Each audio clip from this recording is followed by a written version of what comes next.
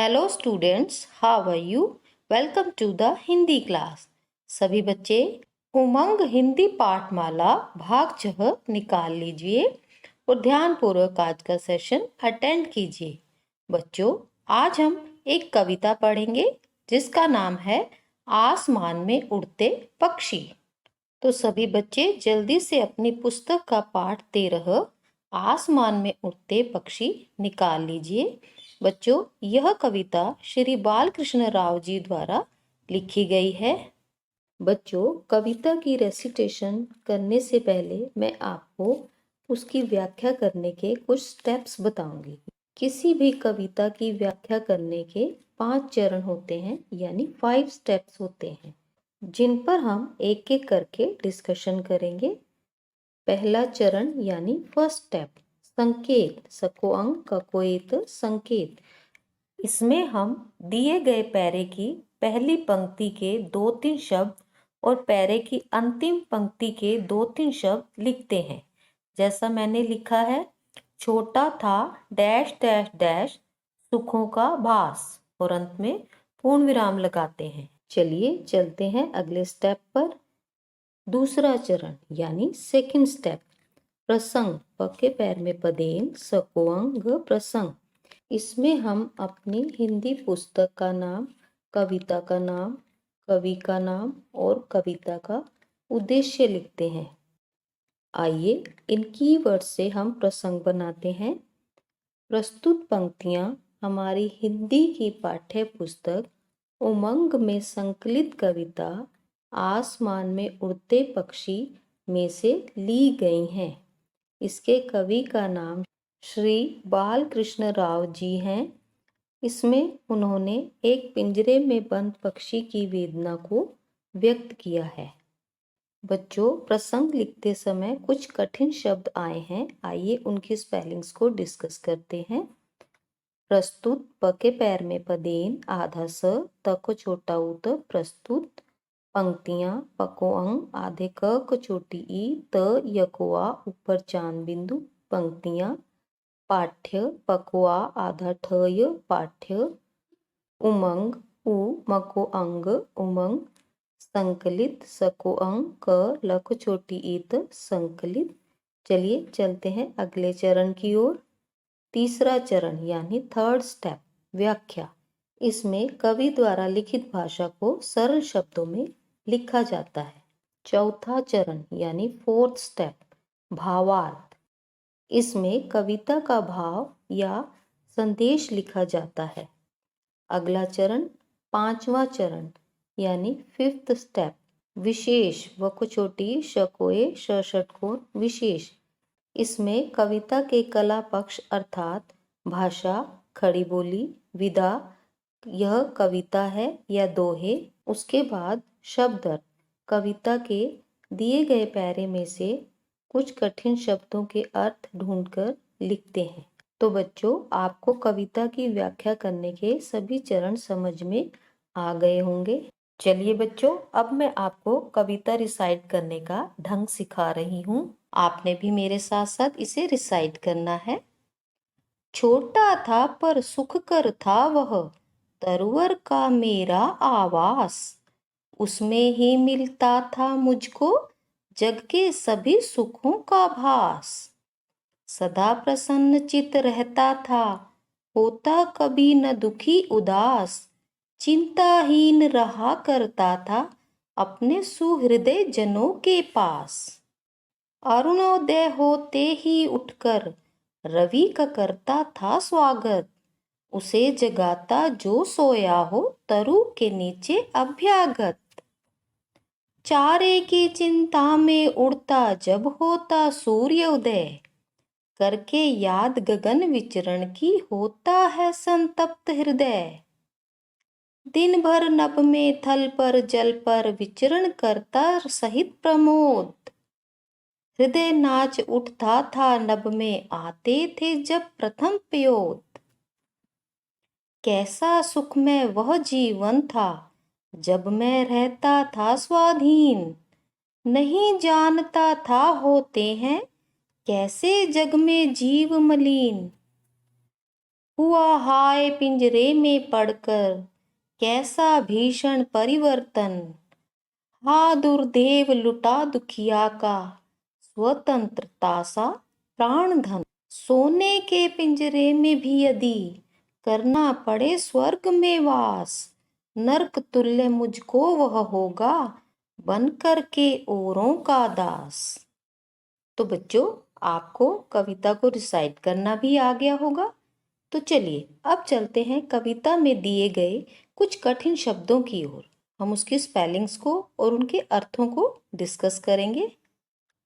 बच्चों, इस कविता में कवि ने बताया है कि आकाश में स्वच्छंद उड़ना, स्वच्छंद यानी आजाद उड़ना पक्षियों का स्वभाव होता है। आधा स व भकुआव स्वभाव।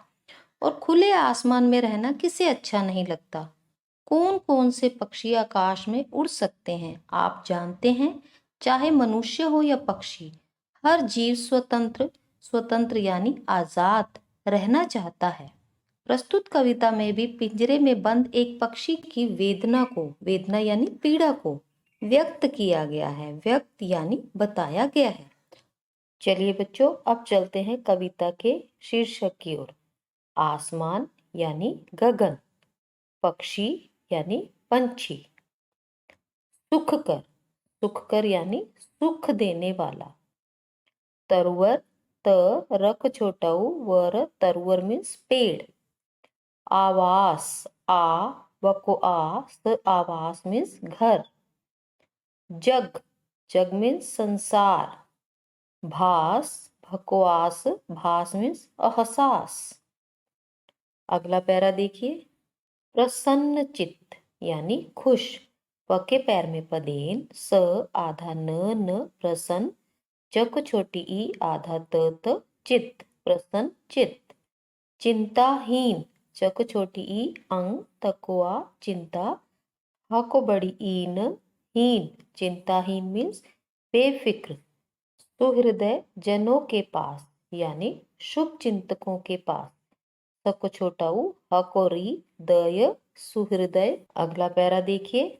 अरुणोदय, अरुणोदय मीन्स सूर्योदय यानी सूर्य का निकलना। बच्चों, अरुणोदय शब्द दो शब्दों के मेल से बना है। अरुण प्लस उदय।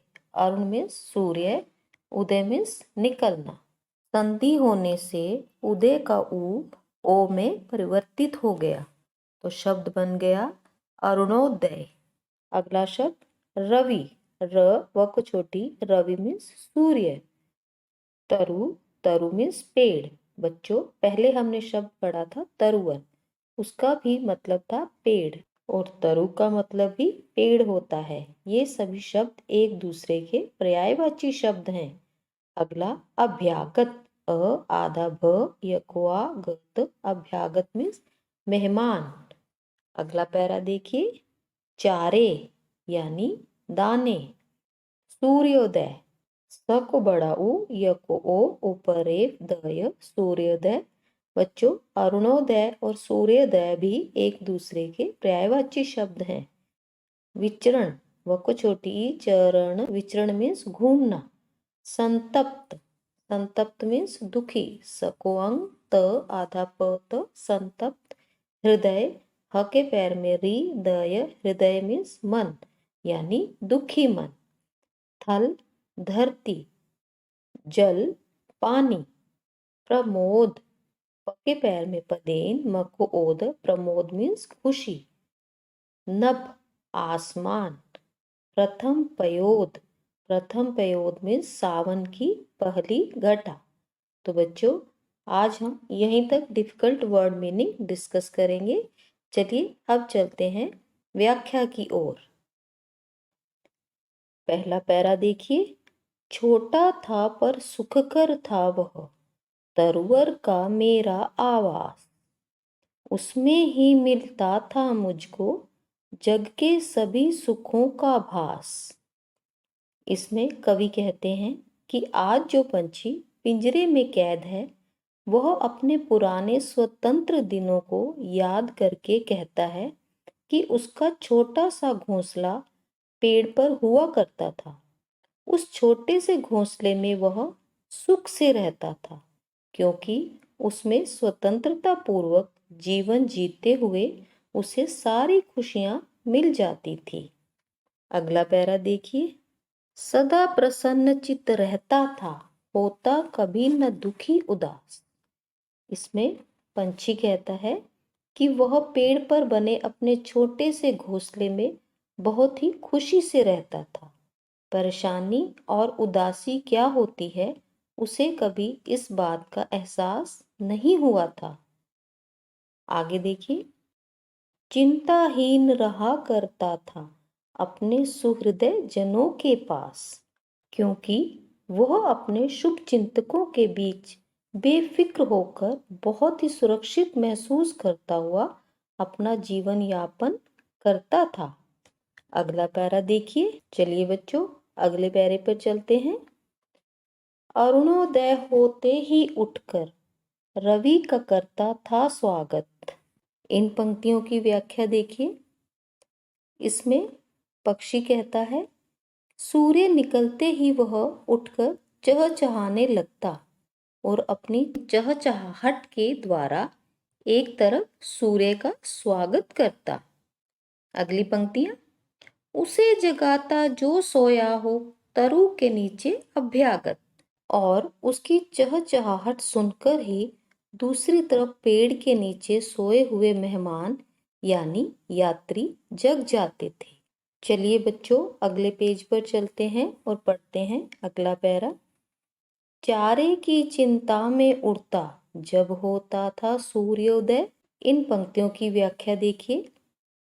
अपने दाने की व्यवस्था में वह आकाश में उड़ता दूर निकल जाता, क्योंकि सूर्य जब निकलता था तो उसे एहसास हो जाता था कि दिन निकल आया है और बाकी प्राणियों की भांति उसे भी अपनी दिनचर्या शुरू कर देनी चाहिए।